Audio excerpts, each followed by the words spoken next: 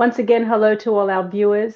My name is Svetlana Amiri. This is the AGN Network, the Assyrian Global Network, and we want to thank Nabi Fry Fund for Culture and AGN for hosting the Assyrian Book Club. Today, we have a very exciting interview to share with you all, and I would leave it up to Mr. George himself to introduce himself. George, welcome to our program. We're very excited to learn more about you and your book. Please introduce yourself to our viewers. Thank you. My name is George Kiraz. I am a senior research associate at the Institute for Advanced Study in Princeton, and I teach Syriac at Princeton University, and I run Beth Mardouth of the Syriac Institute. Welcome to our program, George. Tell us about a little bit about your personal life. You have a family, where you live, etc. Yes, I live in Piscataway, New Jersey. So nobody would know where Piscataway is. So Piscataway is about in central New Jersey, although people in the north and people in the south do not admit that there is central New Jersey. And it's about 1 hour from Manhattan, let's say, into New Jersey. I'm married to Christine, who is a professor of chemistry at Rutgers University, and I've got 3 kids: Tabitha, Kenoro, and Norono. May God bless those children. And so, how did your life begin as an author? What prompted you to start thinking, I want to write a story about my life, my boyhood, my childhood? Explain to our viewers what instigated that for you. Um, when I was 18, I was always kind of moving from one project to the next. I want to become this, and then I want to become that. Uh, in Arabic, there is a proverb. My mom always used to say it. You're carrying 10 watermelons, but the brain is not there. So uh, so, balancing. so then I got stuck with the last of these activities. Maybe when I was 14 and 15, I wanted to become a scholar. I was reading a lot of books about Syriac history, the Syriac language, the culture, and I was also reading a lot of books by Patriarch Afram Barsom, and that kind of became a model for me. I wanted to become an author like him, Mm. um, and I just got stuck with this business, and here we are. And as in regards to your book, the book is titled Water the Willow Tree. I must say that when I saw the title of the book, I was anxious to get to find out what the water tree was all about. Sorry, the willow tree was all about. So you made me read most of the book before I got there. So there was no hint of the willow tree till at least about three-quarters of the way of the book. But tell me about your childhood, those memories. How did you keep all those memories stored, or was it? I know your sisters were a lot of help in restoring some of your memories, but tell me, how did you get to bring all of that childhood into a compilation of this book?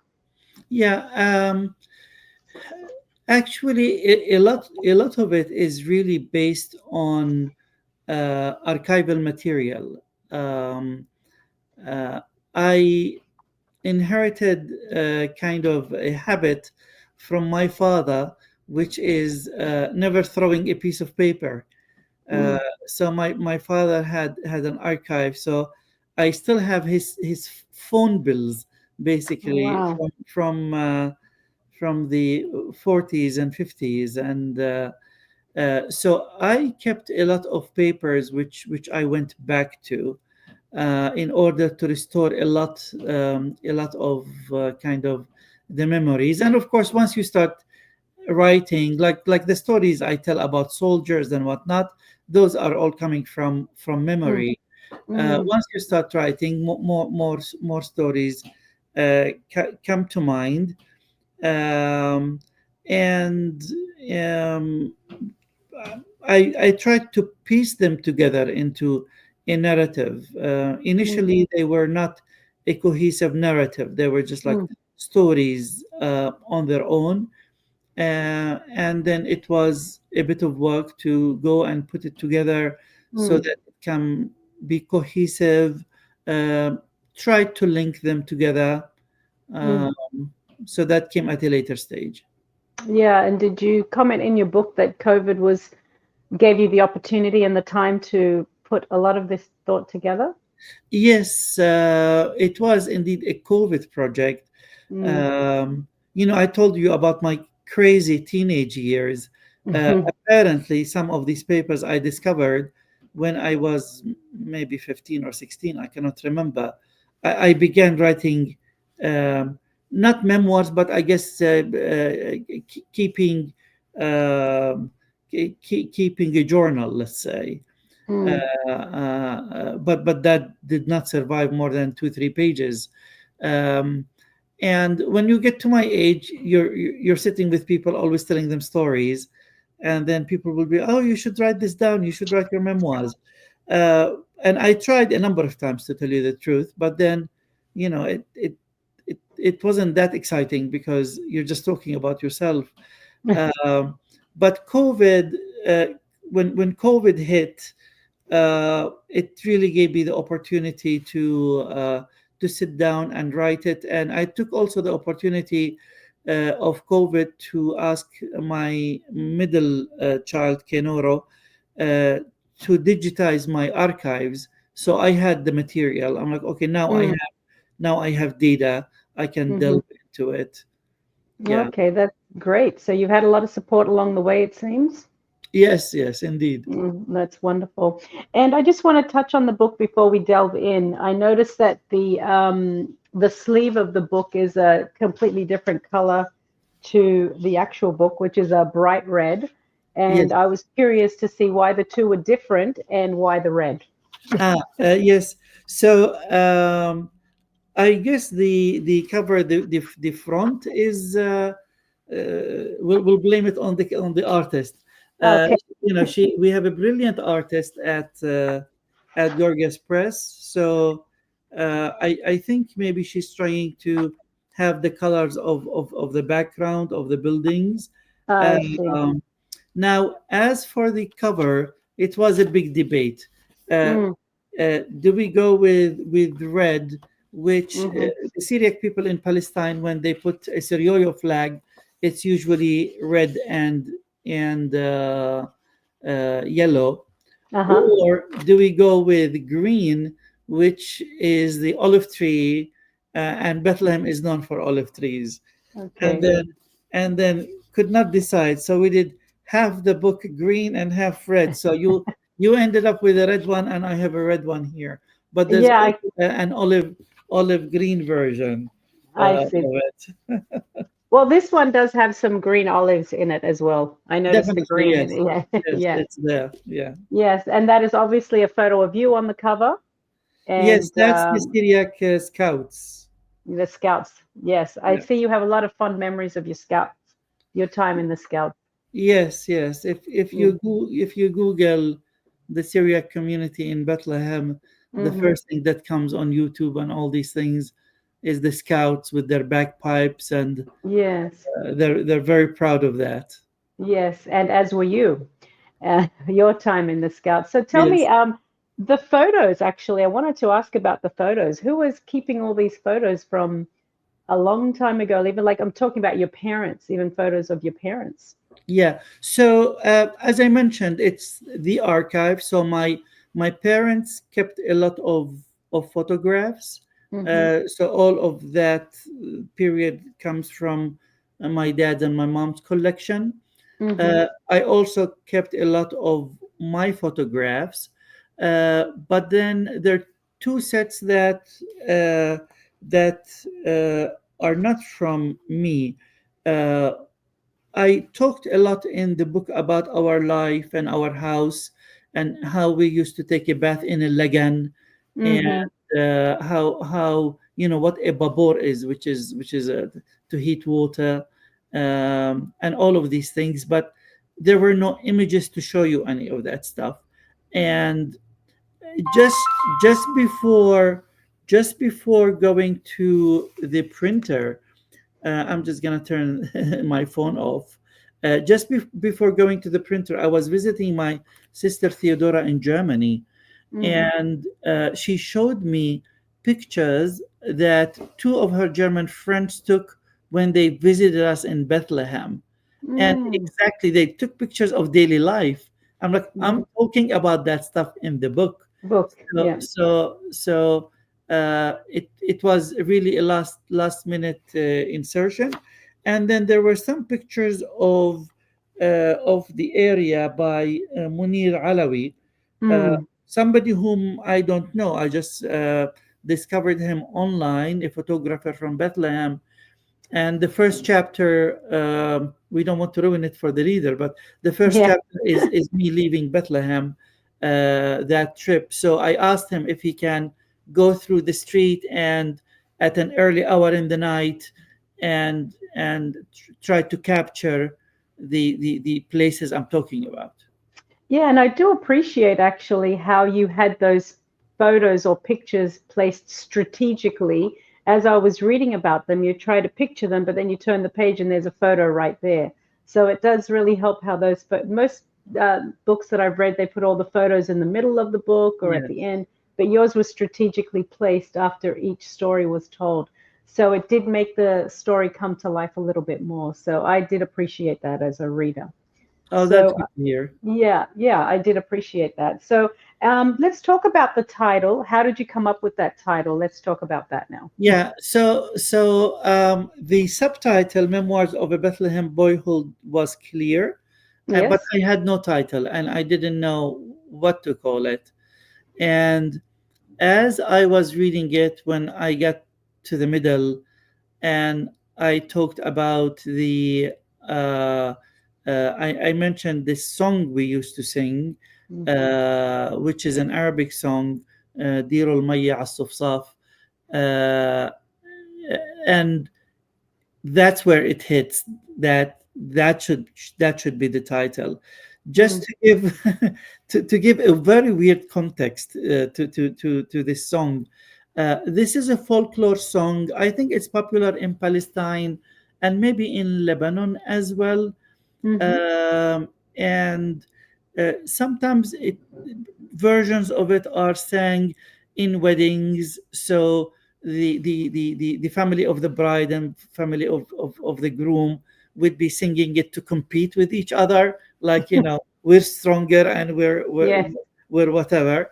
Yes. um, and this particular song, it is sung by the Boy Scouts as they go to Jerusalem Hmm. on the feast of the Holy Lights, Mm. uh, because sometimes in the Church of Resurrection, some bickering takes place, especially between us and the Armenians, and sometimes between the Armenians and the Greeks. And so this song's really Water the Willow Tree in this song uh, doesn't have much of a meaning except to rhyme with the next line, which says, because Sufsaf is the willow, and the next tree says, we fear no one, and fear is min khaf in Arabic. So ديروا المية على الصفصاف نحن السريان ما بنخاف. We, the Suryoye or the Syriac, we have no fear. And then of course each community will replace it with Yeah, their own. a different thing. Um, Yeah. and that kind of the song, when you're in your 20s and with the Boy Scouts, it gave a sense of identity. It gave Hmm. a sense of unity, for the community. We're a tiny community in Bethlehem. uh, Hmm. After Saifo, we're a few hundred families only Mm. amongst many other communities. So Mm. you kind of try to stick together when Yes. you're an immigrant, and b, you're a tiny community, not in your maybe traditional habitat. Right. uh, the closest I felt a sense of this when I was in Armenia visiting the Assyrian community. They live in one village, or just Assyrians, uh, Hmm. and they're all amongst Armenians. I felt the same sense of this Bethlehem Syriac community. Hmm. Hmm. Almost like a minority, I would say. Yeah, yeah. Yeah. And then speaking about the chant of that's the traditional song that you sang on the bus on the way to Jerusalem, the Willow Tree. You talked about the strength that it gave you, an inner strength, and it made you feel like you feared nobody. So, with that being said, I felt that actually a lot through your book, the strength that you got from the scouts. You call the Trinity. We'll talk about that a little later, maybe your Trinity. But the scouts gave you a lot of strength and you were encouraged and supported by so many along the way. But let's go back to your childhood now. On page 22, I quote, "Our boys feared no one, not even military occupation." So that was at a young age as well. So tell us a little bit about that strength and courage that you received from being amongst your community. Yeah, I mean, one of the features of what the Syriacs of Bethlehem are known that you don't want to mess with them basically, uh, and I do, just to give the listener maybe an idea. One of the stories that yeah that I tell, one time all the scouts of all the communities were ready and lined up to receive the patriarchs for Christmas, Uh-huh. and just boys being boys, the Israeli military in a jeep, they decided just to drive in the middle of the Mm. parade, and just to mess up the parade, and you could see uh, all the scouts are in this array, and we were the last one in the whole set, and usually the scouts have two three guys in the front just organizing the path, and they Mhm. all yelled at us, "Nobody moves," and we're like, "Okay, we're not moving." Anyway. The jeep is coming like full speed at us, and we're like, "We're not moving," and then they had to swerve at the end, otherwise they would kill some people. Oh, yes, of course, of course. So no fear, no fear. Yeah, No fear. yeah, Okay, that's you don't want to mess with those guys. and what about now? Do you still have some of that strength in you still, George? Maybe my friends. I'm a book guy. I am a book guy. I'm not. Okay, I'm not a okay, fighter, but okay. my friends are. Okay, so I do want to say thank you for your humor. I did enjoy that sarcasm and cynicism along the way. It kept me going. I was looking for the next little joke along the way. So if anyone misses that, it's a shame because they're almost everywhere in that book. So thank you for that. I do appreciate that. So what is your most cherished childhood memory? Because obviously this book is about your boyhood. So what is your most cherished? So the feast of Christmas, I would say, and of Easter or resurrection. I mean, these were always the high point in the year. Here we're used to these Christmas celebrations and gifts and whatnot. We didn't have any of that. But Bethlehem being Bethlehem, obviously, we receive all the patriarchs of all the communities every year, or their bishop representatives, and the scouts go for that. And then we have the liturgies, which go, for a very long time. It starts about 6 p.m. and we go up to about 2, 3 a.m. In the Church of the Nativity. Uh, that was one thing that I really missed once I immigrated to the US. I was about 18 when I left, and Mm, it really hit hard that first Christmas. mm, Uh, I missed that setting. I remember my cousin took us to the Pasadena parade, mm. and of course, those are more glamorous parades than what we've had, but it didn't live up to Christmas of Bethlehem, All right. basically. Yeah. Mhm. I can imagine. And then, so then you also talk about. Let's go back to your Trinity. what you call on page 31, and the Syrian resilience that you all had. So it's the Scouts, your church, and the club that you're involved in. Which one do you think gave you the most strength? Where do you think you got this strength from? I think they all kind of work together.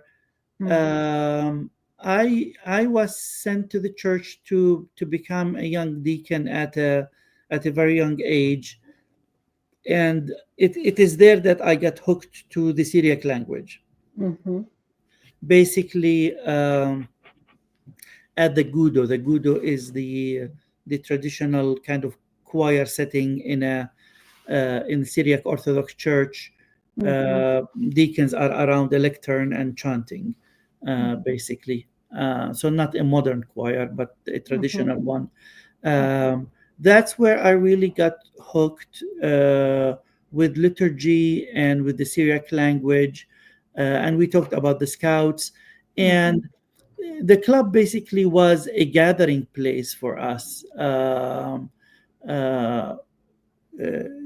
this is where everybody went from like young to old. Like my dad would also go to the club.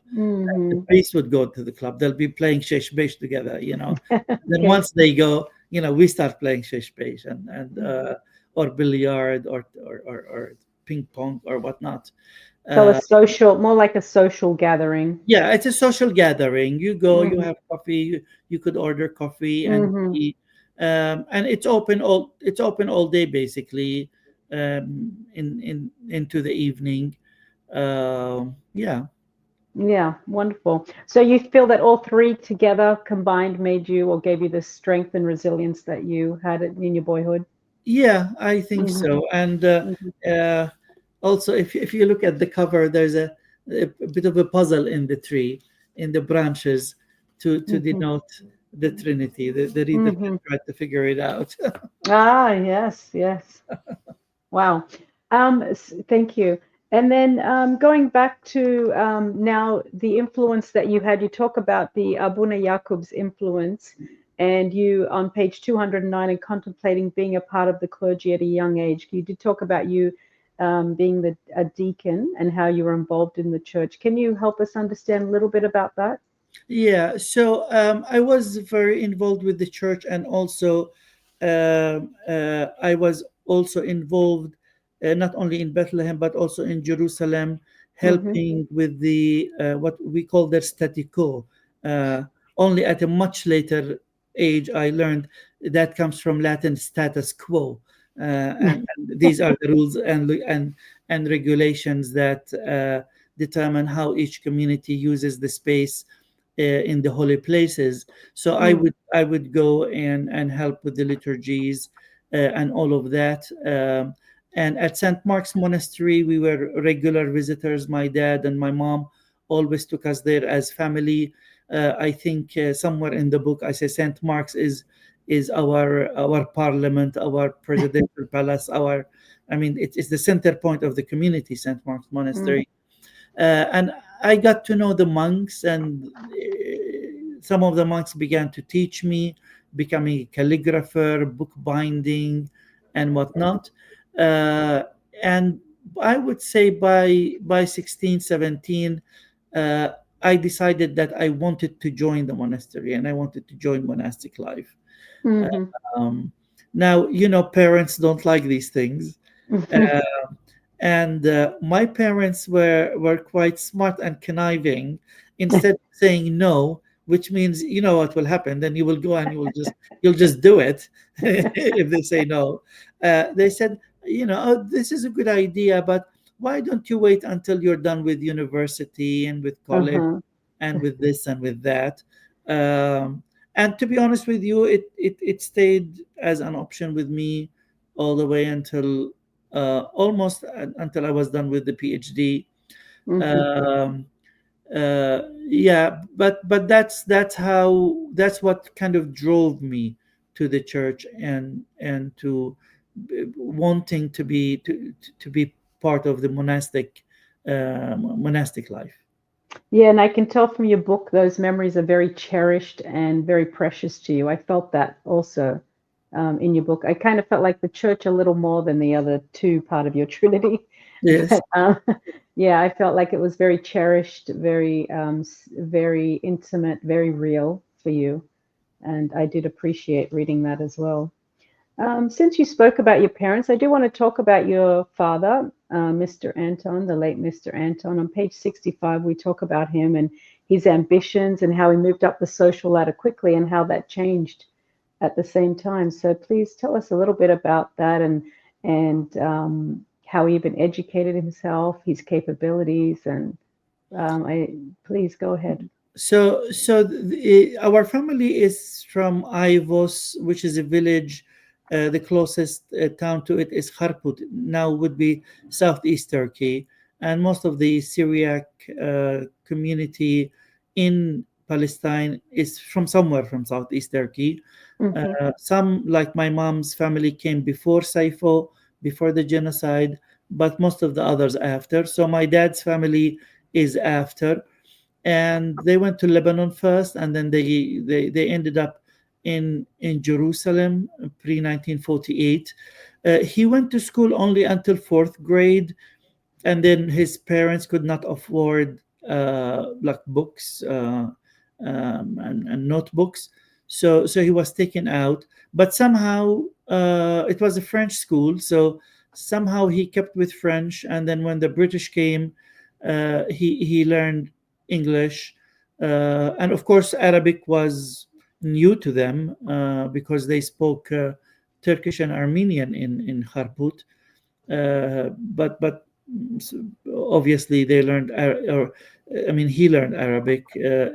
His parents of course all spoke only broken Arabic, but he was young, so he learned Arabic, to the degree that when I was in high school I would go to my dad for like English spelling.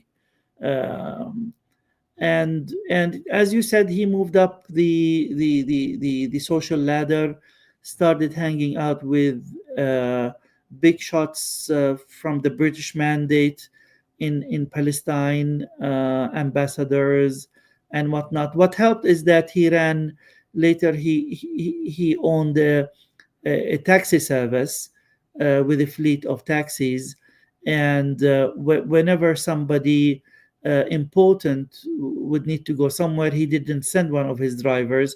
He would go himself, and that's how he built he built relations with people.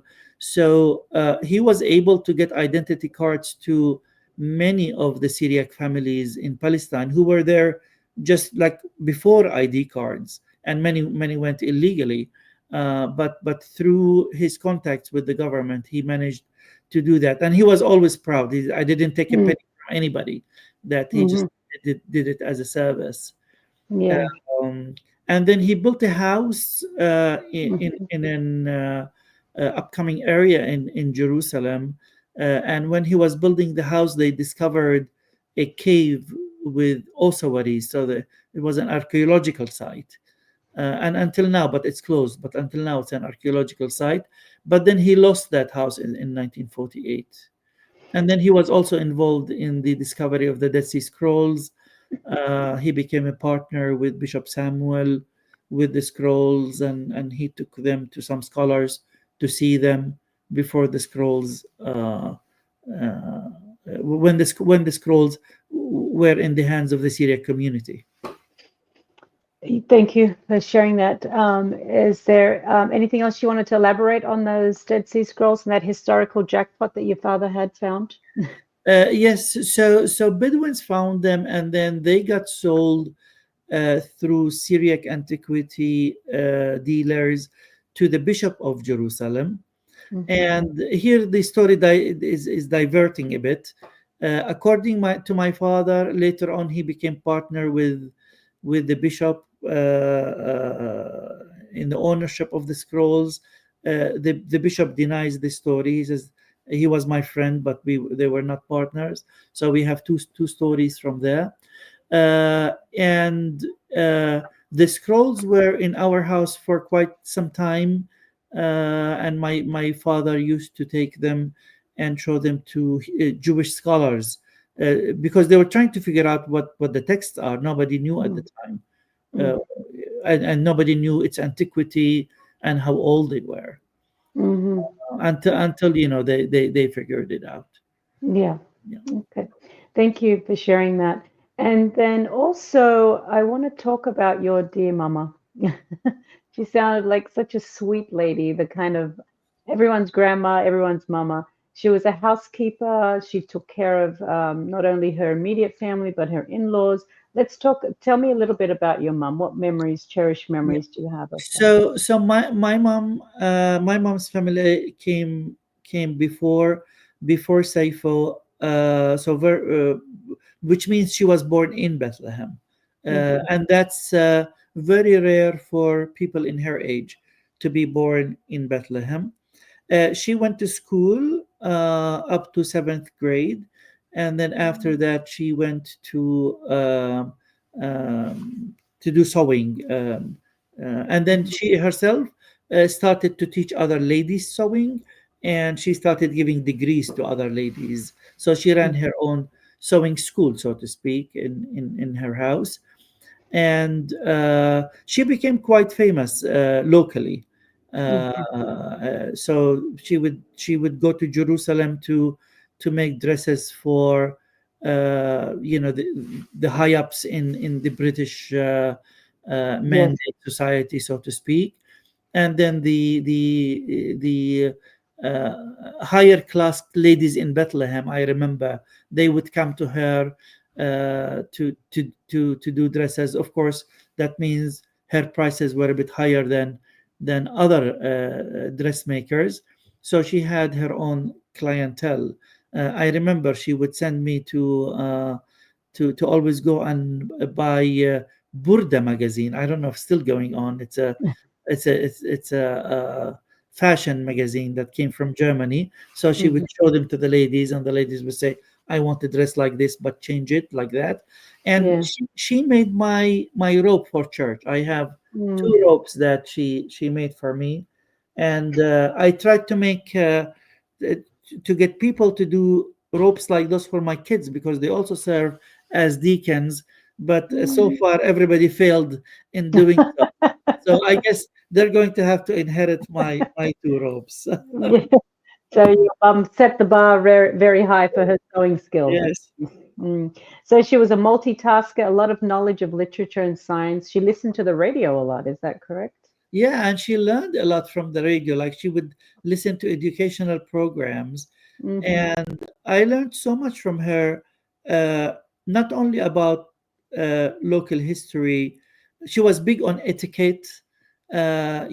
Sit this way, don't sit that way. Don't say such things in society, so to speak. Eat Mm. this way. Uh, all of this she learned from these programs, Mm. and I learned some things about the history of the community that are not written kind of in books, just received, I guess, in oral tradition. Uh, and later on, I wrote a book about the history of the Syriacs in North America, and going through archives and old publications and old newspapers, I would find things that corroborate what my mom was telling me, which is Wow. not in any book. Wow. Wow. That's wonderful. So going back to the book itself, I could see that your mum had a huge impact on your family. I could tell that as well. Going back to page 222 of your book, you said, despite the hardships of time, despite the fact that many of us were poor, despite living under military occupation, life was normal and we made the best of what we had. Would you like to elaborate a little on that? Yeah, people people ask, how was life in Bethlehem, especially under occupation, difficult political situation? Mm. And I always tell them it was normal because there was nothing else to compare to. Especially there was no social media, so we didn't know how people lived outside of this normalcy that walking down the street and being stopped by military was not strange.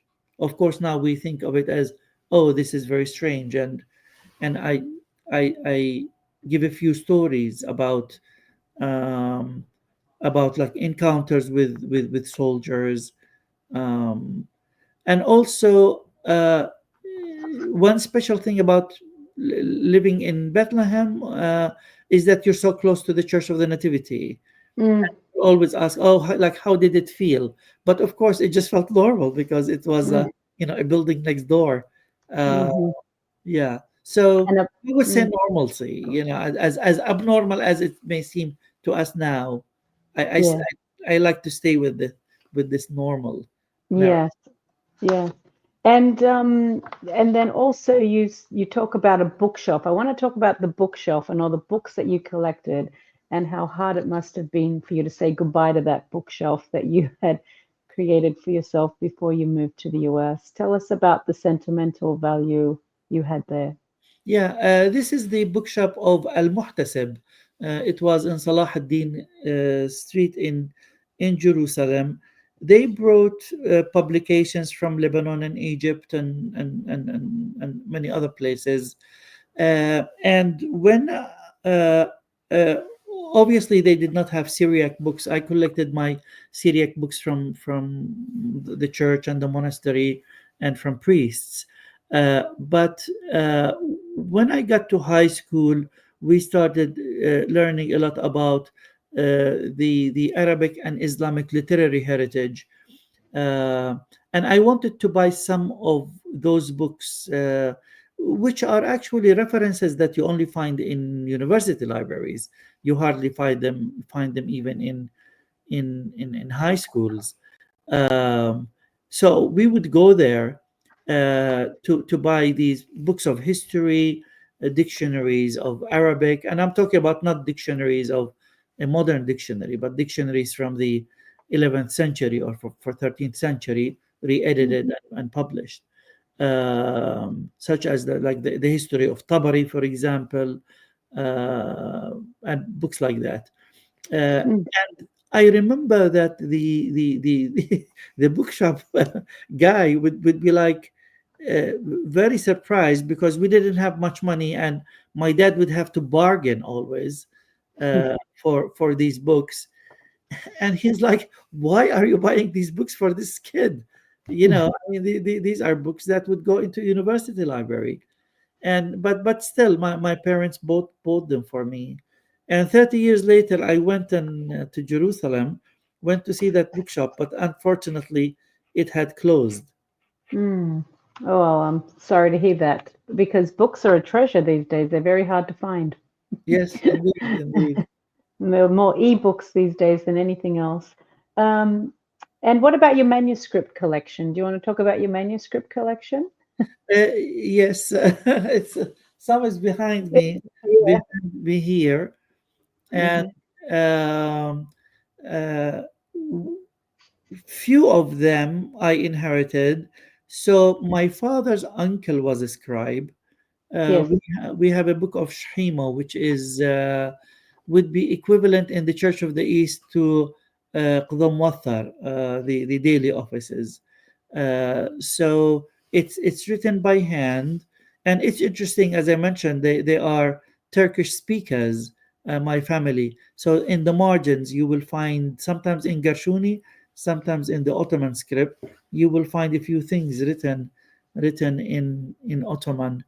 Mm, uh, and my grandfather on my mom's side was a collector. Unfortunately, I did not inherit his collection. We don't know what happened to it. mm, But a couple of books from his collection I inherited. And I began at the age of 14. I began collecting some manuscripts, and I started producing some myself. I learned calligraphy. These little ones there. So here, those ah, uh, mm-hmm, for example, are my production. Uh, mm-hmm, and a bit by bit, I started collecting books, and I have a large collection now. mm. It's wonderful. And any more books in the works, Mr. George? Uh, So I have uh, three kind of major projects Hmm. going on at the same time. One is the Antioch Bible, which is a translation into English of the Pshita. I'm not doing the translation, but I'm the general editor. Um, so that's one project. A second project is I wrote a first volume on Syriac orthography as a part of a series of books on Syriac grammar. We're talking like very detailed Syriac Hmm. grammar, about 4 to 5 volumes. And then I hope to write a second memoir, which would be Life in the Diaspora. Hmm. So I stopped taking on projects, and people approach me. I'm like, I just turned 60 this year, and on the side of my on the table there, I bought a countdown clock, a 10-year Uh-oh. countdown clock. I'm like, in 10 years, those three projects need to be done because they Okay. will take that long. And Okay. then we will see if we will live beyond 70. We'll see. Oh, God willing, of course you will. Yes, yes. But the projects have to be finished before then. I hope so. Yes. So what would you like the readers to take away from your book, Water the Willow Tree, Memoirs of a Bethlehem Boy by George Anton Kiraz? What would you like your readers to take away from this book? I think the readers. I encourage readers to read it, not just to learn about me, Mm, or for that purpose, but because this is really not my story. It's the story of the whole community, and not mm, just in Bethlehem, because people read it, and because I talk about Saifo and the genocide and what happened to our family, and people basically tell me, you are telling our story, everybody's mm, story, even Syriacs not in Palestine. And mhm, I'm sure that Assyrians and Chaldeans who have similar genocide, family genocide stories, may connect to it, and may see that part of their story is being told in this mhm. book. So it's a story that a lot of people can relate to. At least from our communities, of course, Yeah, right. and from outside the communities, it's gives you an eye into our communities. Yes, and a lot of the hardships, but at the same time, what you call normal at the same time, because you didn't have anything to compare it to. Correct. Hmm. And thank you so much for allowing me the privilege of reading your book. I really did enjoy the story of your childhood and the experiences that you had. If someone wanted to access this book, where could they get this book from? They can get it from Gorgias Press, Hmm. the publisher. That's We'll probably put a link, Hmm. but the easiest place is just to get it from Gorgias Press. Thank you so much, Mr. George. I really did enjoy reading your book and meeting you. And the book is something that I recommend a lot of people to read also. And we will put the link up and information about where our listeners can get a copy of this book also. And Thank you thank so much you. for your time. Thank you so much, and also to the AGN, and to the Nabis, for providing support. It's very much appreciated. Of course, it was our privilege. Thank you. So once again, thank you to our those that are listening and watching our program. AGN, Assyrian Global Network, wants to thank Nabi Fry Fund for Culture for supporting this program. And we look forward to reading another exciting book and bringing another author next month. Thank you again.